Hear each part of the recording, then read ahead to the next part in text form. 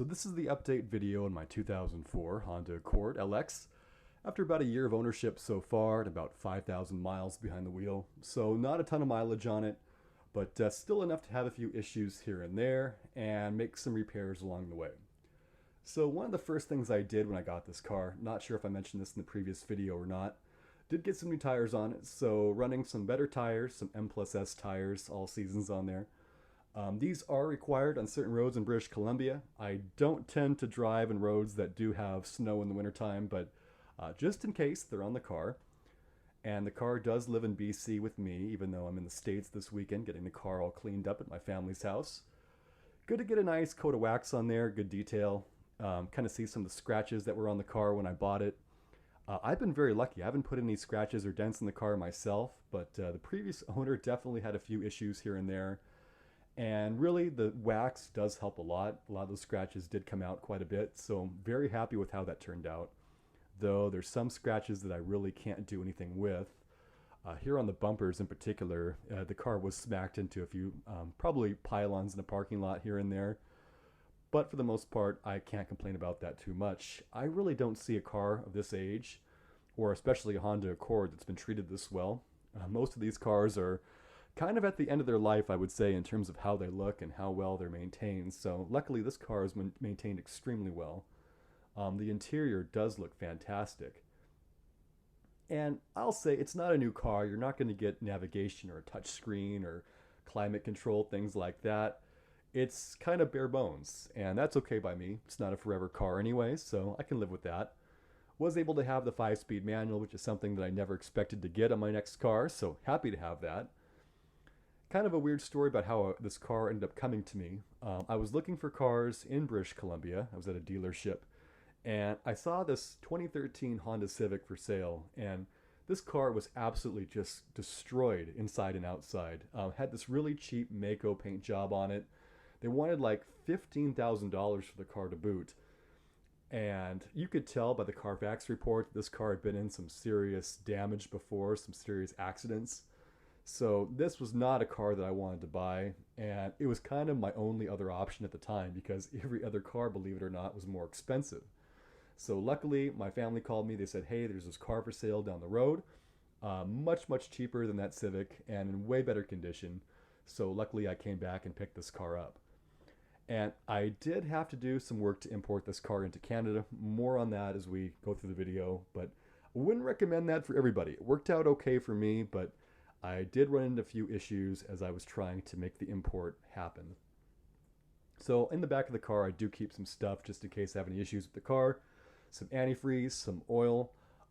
Very happy to report that this car is not an oil burning car, so no issues with that, just topping things off here and there.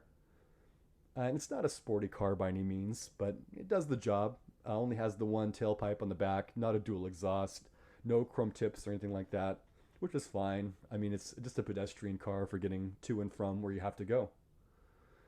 Now, on the interior under the hood of the car, that's where you start to see some of the issues that I ran into. So shortly after I bought the car, I'm driving along, I have the air conditioning on, and the car just dies. And apparently what would happen is that the AC compressor had completely gone out, and if it was engaged, it would just completely kill the engine. So had to have that fixed. I did not fix that in Canada. I brought it back to the States to have it worked on. And that's the new compressor right there. So didn't do that myself. As you can see, it's kind of hard to get to, so had that done by somebody who knows what they're doing. Luckily, it wasn't hugely expensive, but it was kind of a pain to have it done. This part right here is something that was done as part of the import process. So this is a daytime running light switch. And to get the car licensed in BC, I had to have this installed by the shop they sent me to. Now, you don't have a ton of choices. Basically, they send you to a shop. They sent me to Canadian Tire, which is kind of like an all-purpose store like Walmart, where they've also got an auto shop. And I was not happy at all about this.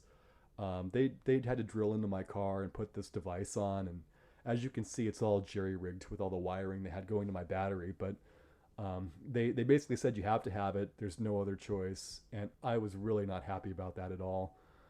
Everyone who was there that day could tell you that I was not in a very good mood when I was talking to them, but I guess it had to be done. Really had no choice otherwise. And the shop, I will say, they definitely said that I had to have other stuff done to the car too, like have some brake work done, have some oil leaks fixed, which I had inspected the car myself. This stuff was all not true. Luckily, they kind of relented on that after I told them that I wasn't going to play along with what they wanted me to do. So that was the only repair I had to have done. And thankfully, it's done at this point. When I move back someday, I can just take it off and hopefully no damage was done. So let's get out and drive the car and see how it runs.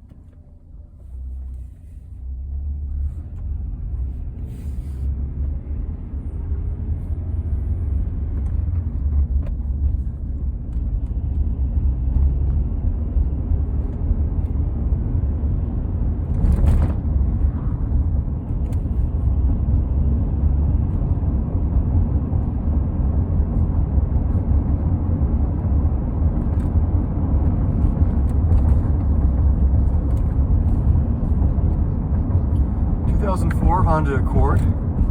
I mean, this thing really does drive like a brand new car, despite being basically 20 years old at this point.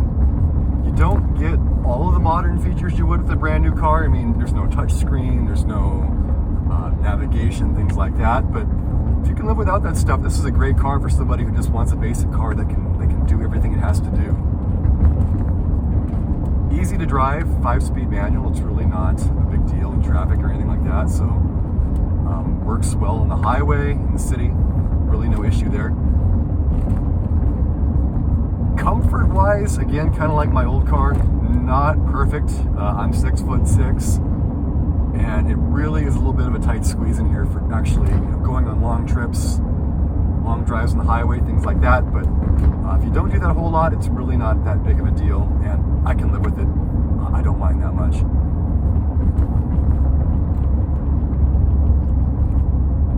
I know I said in a previous video I would like to get a truck someday. Still hope to do that at some point. I think it would be a little bit easier to fit into for someone my size, but this isn't bad.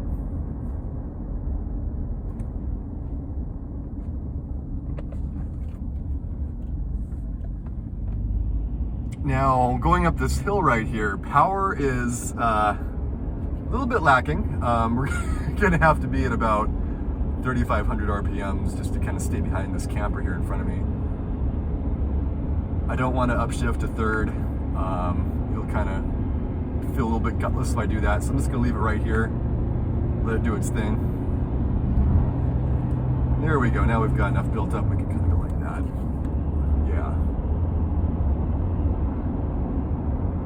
Yeah, on hills, I definitely leave this thing in a lower gear just to make sure don't chug it too much.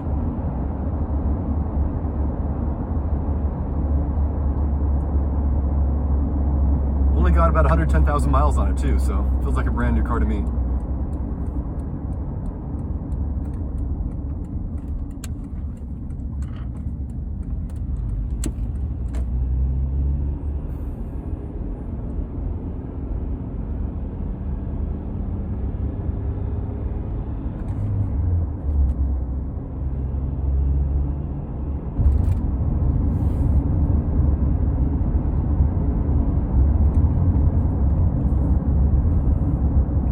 And the gear transitions between third, fourth, fifth, those are all really silky smooth.